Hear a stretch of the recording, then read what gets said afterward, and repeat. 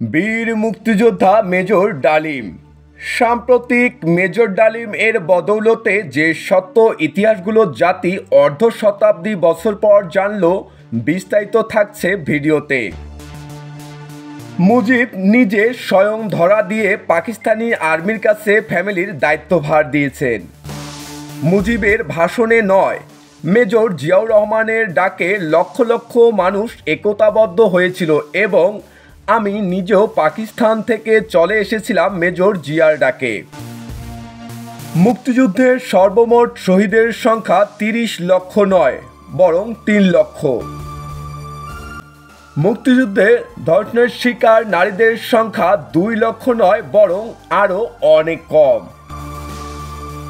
মুজিব বাংলাদেশের স্বাধীনতা চায়নি। ভারত বাংলাদেশের মুক্তিযুদ্ধে সহায়তা করেছে যাতে তাদের একটি প্রদেশ বানাতে পারে। মুজিব হত্যায় জড়িত ছিলেন প্রেসিডেন্ট জিয়াউর রহমান।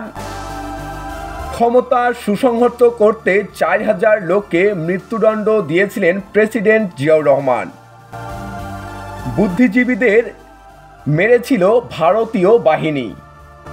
ভারত তৎকালীন ১৬,০০০ কোটি টাকার সম্পদ বাংলাদেশ থেকে লুট করে নিয়ে যায়।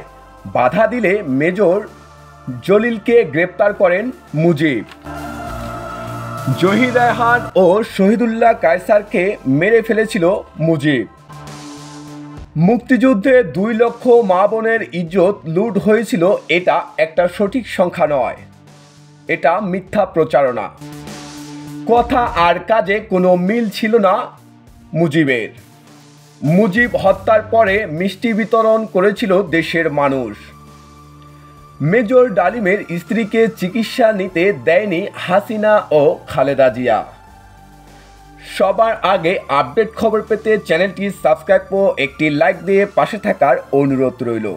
ধন্যবাদ।